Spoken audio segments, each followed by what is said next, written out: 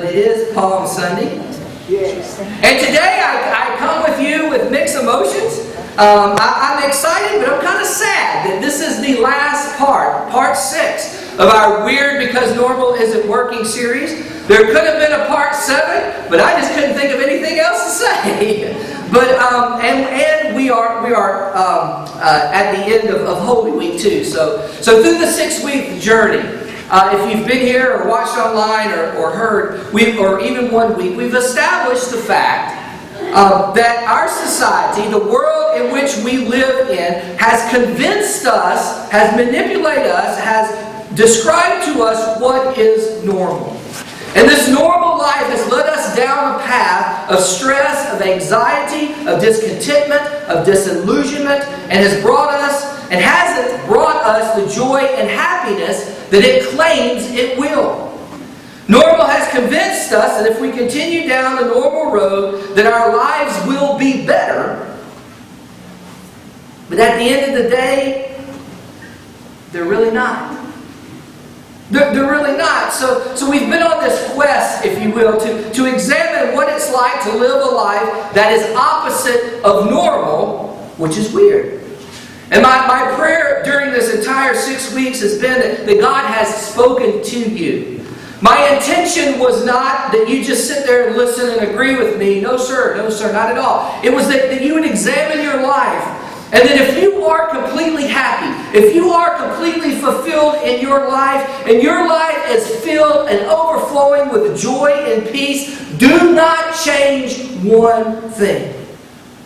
Actually, start giving us your wisdom of how you got there. Because you are weird already.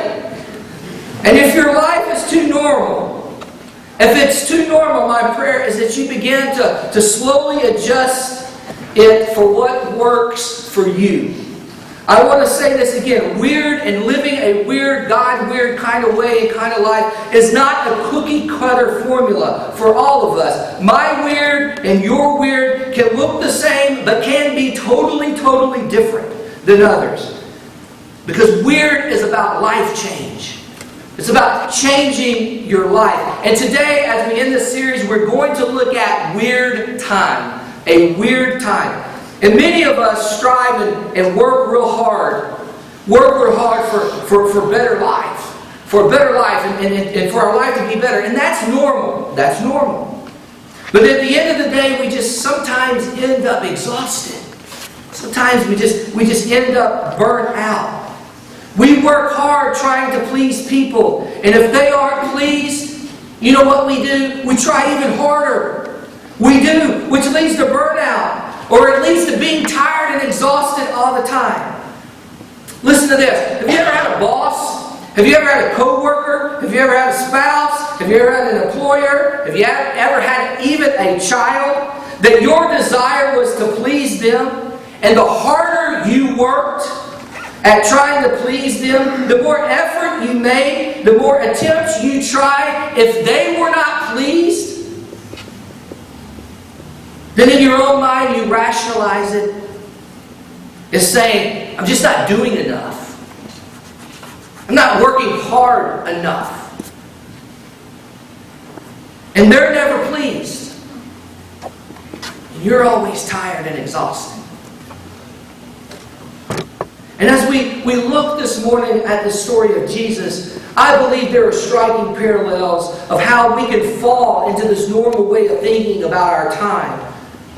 And if you will, turn with me to the 21st chapter of Matthew, beginning at the first verse, and it'll be on the screens if you wish. But I need to set this up for you. Jesus was on his way to Jerusalem to celebrate the Passover festival. And the city was packed out with everybody you can imagine. Everyone went. In Jesus' time, everybody went to Jerusalem for the Passover celebration. Some went for religious reasons. Some just wanted an excuse to celebrate. Some just wanted time off work. Much like Mardi Gras. Everybody went, whether they were connected to God or not, everyone went to Jerusalem for the Passover festival. And no one really stayed in the city. but just the outlying villages. And what they would do is they would travel into the city during the day to celebrate the Passover festivities, and then they would return to the outside the city walls, if you will, to camp, to sleep, and to stay. And here's where we pick up Jesus, outside the city of Jerusalem, as he's getting ready to go into the city to celebrate Passover. We begin with the first verse, the 21st chapter of Matthew. As they approached Jerusalem, they came to Bethany on the Mount of Olives. Jesus sent 2 disciples, saying to them, "Go to the village ahead of you, and at once you will find a donkey there, with her colt by her. Untie them and bring them to me. If anyone says anything to you, say that the Lord needs them, and that He will send them right away." This took place to fulfill what was spoken through the prophet. The prophet says, "Say to daughter Zion, see your king comes to you, gentle and riding on a donkey, and on a colt, the foal of a donkey." The disciples went and did just as Jesus had instructed them. They brought the donkey and the colt and placed their cloaks on them for Jesus to sit on. A very large crowd spread their cloaks on the road, while others cut branches from trees and spread them on the ground. The crowds that went ahead of him and those that followed him shouted, "Hosanna, the Son of David! Blessed is he who comes in the name of the Lord! Hosanna in the heavens, in the highest heavens!" And when Jesus entered Jerusalem, the whole city was stirred and asked, "Who is this?" And the crowds answered, "This is Jesus, the prophet from Nazareth in Galilee." With the crowds, with the celebration, with the preparation, Jesus was growing in popularity in His ministry. This was a very, very busy time for Him. Which brings us to our first point. Normal time says busyness equals success. Normal time says busyness equals success. You see, we've bought into this idea that the busier we are, the more successful we will have. And we inadvertently teach that to our children. We shuffle them from school to practice to lessons from here to there. We feel the busier they are, the more successful they will be. I mean, if my Johnny has more to do during his week than your Johnny, my Johnny's going to turn out to be more successful than your Johnny. And we've bought into this normal idea that busy, and the more busy we are, the more successful we'll be. And that's normal. But remember, normal isn't working. When Kelly and I were youth pastors, before we would plan a trip, I'm going to show my age because we're getting old, honey. I love you, but we're getting old. But this was before iPads, cell phones, anything else. Remember day planners? Remember that, people? Come on, remember when you had the day planners? To plan a trip with a youth group, they all had to bring their day planners. To see when they could fit it in their schedule, when the whole group could go do something. That's normal. But normal isn't working. And Jesus, as He entered Jerusalem, was a busy man. He was a busy man only because He knew His time was running out. WEiRD time tells us that we must find a rhythm for our life. We must find this ebb and flow of what works for us. We need to find that rhythm that works for us and for our family. Because when we're at work, we think about home. And when we're at home, we think about work. And WEiRD tells us to find this rhythm so that when we're at work, we think about nothing but work. And when we're at home, we think about nothing but home. And that gets our full undivided attention. And the danger of this busyness, if you will, is that we get close to losing the most important love and things in our life. So WEiRD tells us to be proactive, not reactive. You see, Jesus, before He entered Jerusalem, had a plan. He knew how busy He was going to be. He knew what His life was going to be like. He knew it was an end. And Jesus had specific instructions to His disciples. Go get the donkey. And they would act quickly and would not waste any time there. So we gave them specific instructions. So with our family, with our job, predetermine how busy you're going to be. Find that rhythm that works for you. The second parallel that Normal tells us that we can find in this story of Jesus as Normal tells us that we don't have enough time. And I'm going to preach to the choir here for a minute. If you don't know what that is, look up Southern expressions. But we don't have a choir, but you'll get it in a second. Because I am totally amazed how people confess that they don't have enough time for church. And I'll admit it hurts. It hurts me not because I'm a preacher. It hurts me not because I want more people here on Sunday morning to preach to. It hurts me because it's amazing how we find time for things that we want to do. We all have the same amount of time each week. If any of you have more than 24 hours in a single day, please see me in the fellowship hall after church. I need to speak with you. And what hurts is when people say they don't have time to go to church. What hurts is when people say, I don't have time to soap or read my Bible. What hurts is when people tell me I don't have time to pray. Because what they're saying is, in reality, they're saying it's not that important to me. That's what they're saying. You see, in our list of priorities in life, we easily brush off the things that are not important to us. And when we do these things, we do the things that are top of our list. Think about this. If picking up wet, sweaty, dirty clothes off the floor of our bedroom is low on my list and high on Kelly's list, do you think I'm going to do it? I should if I love her. But see, we brush off the things. We brush off these things that aren't important to us. But however, when we do the things that are on the top of our list, those things, we get energy. We feel fulfilled. We feel strong when we do these things. And what hurts me is sometimes we put God and our relationship with God and other people at the bottom of our list, so it's easy to brush off each and every week. And what I want to stress here is here in our story, Jesus' time is running out. I mean, there was an end to what he had to get done in this small period of time. He knew what was going to happen to him that week in Jerusalem. And in it all, what pains me, what I don't think people get, is during the most crucial time of his life, during the very last week of his life, Jesus put you and I at the very top of his list. The very top of his list. And that's what this day is all about. That's what next week is all about. Jesus took this weird time, the very last week of his life, when death was lurking over his shoulder, to put you and I at the very top of his list of priorities and things to do. And when we come to give him praise, when it comes to giving him honor, when it comes to giving Christ and saying thank you for that, sometimes we're just too busy.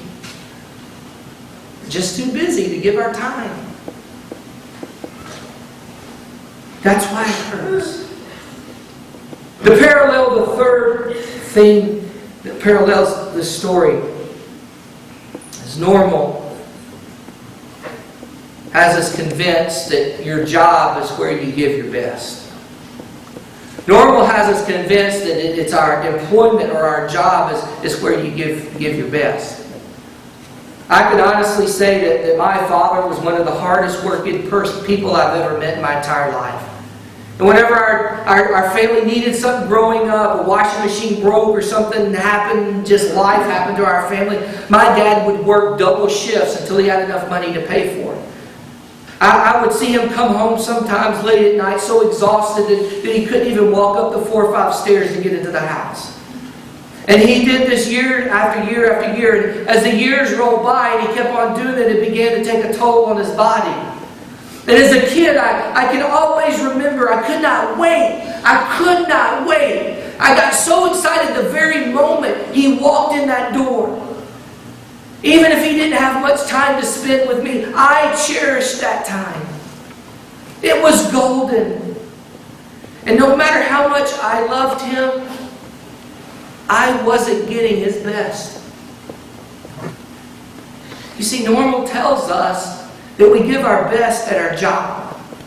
WEiRD says the most important job you'll ever have is when you walk through that front door of your home. And I'm not saying that we should be a slacker at our job. No, I'm not saying that. I'm not saying that at all. But you know, I've come to this point in my life, and in this weird time in my life, when I have realized the reality is this. You see what? You guys could fire me tomorrow in one board vote. You could. I'd hate for that to happen, but you could. The Constitution of this church says one board vote, and you guys could let me go of my duties and obligations here at First Christian Church.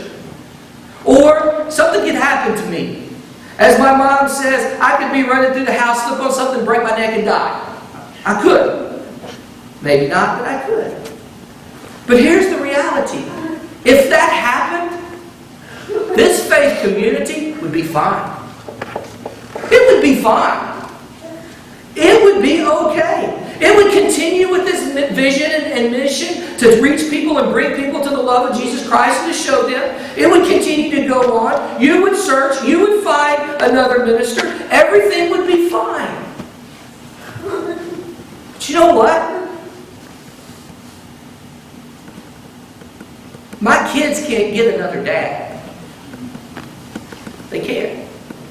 They might want one sometimes, but they can't get another dad.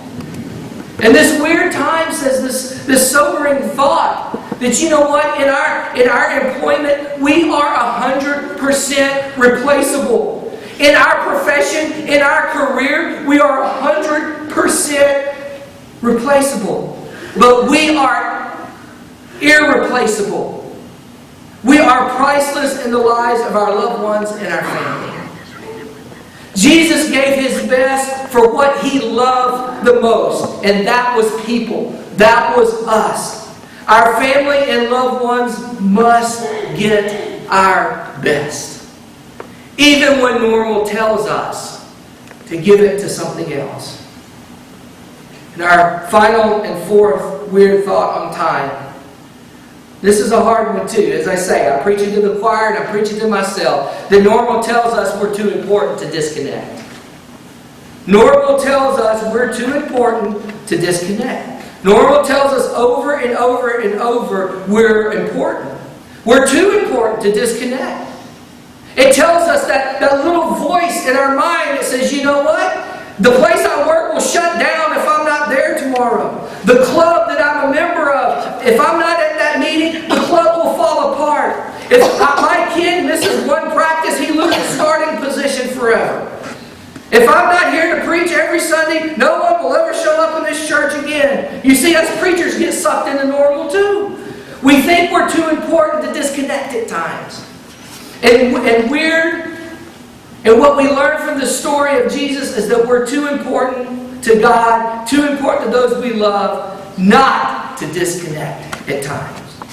We've got to disconnect. We're too important. Our health, our mental stability, our soul, everything about us is too important to God for us to live a fast-paced life. We need to have time, weird time to slow down, to disconnect from things.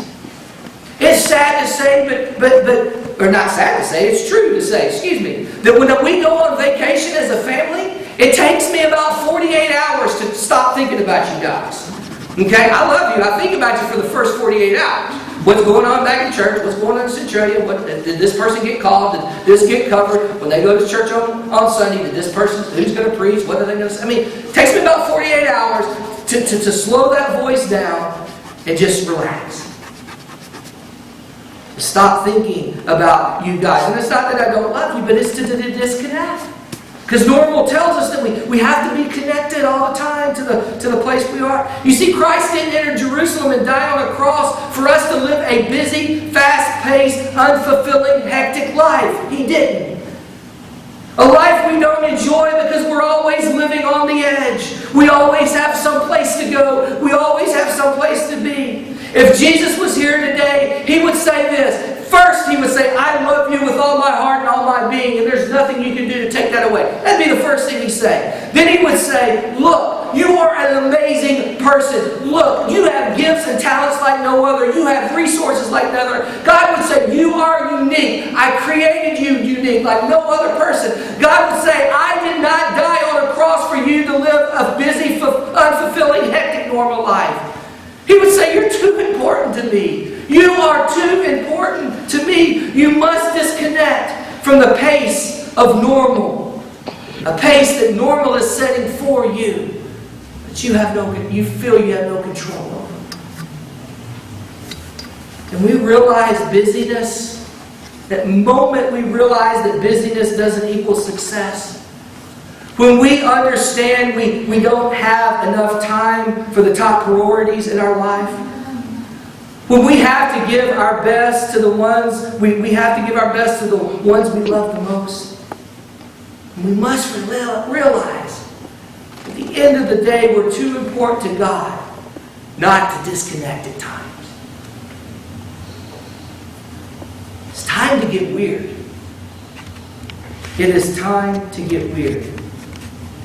Because normal no longer works. Will you pray with me?